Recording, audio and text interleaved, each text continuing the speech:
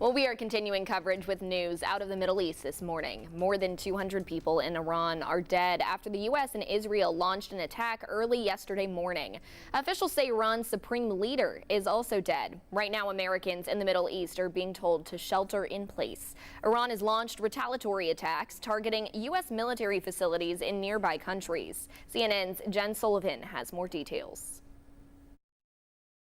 Smoke filling the air in Iran's capital of Tehran Saturday, following a massive and coordinated missile attack launched by the U.S. and Israel.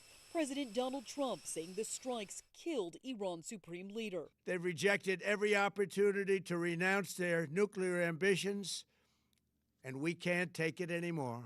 Trump saying the attack was a move designed to cripple the country's nuclear program and overthrow the government. Some call this aggression. We call it necessity. We call it survival. In response, Iran launching a wave of retaliatory strikes on U.S. and Israeli targets across the Middle East. This comes on the heels of massive protests across Iran calling for the end of the Islamic regime.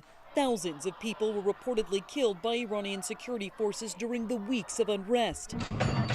Crowds of Iranian Americans and others cheering in Los Angeles following the news that Iran's supreme leader was killed. We want democracy, the end of terrorism, and we want the world to pay attention and be with us. President Trump, thank you! Similar celebrations held in D.C., including outside the U.S. Treasury's office. But in New York, are you ready to march? Anti-war protests were held in Times Square Saturday.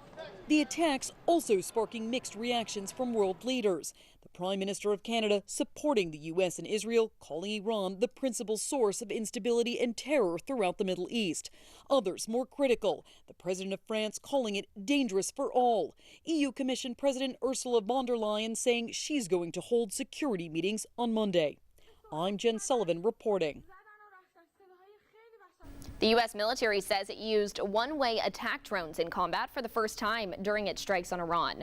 These are unmanned combat attack system drones. The U.S. military says they are low cost and modeled after Iran's drones. The Pentagon says there are no U.S. deaths or injuries.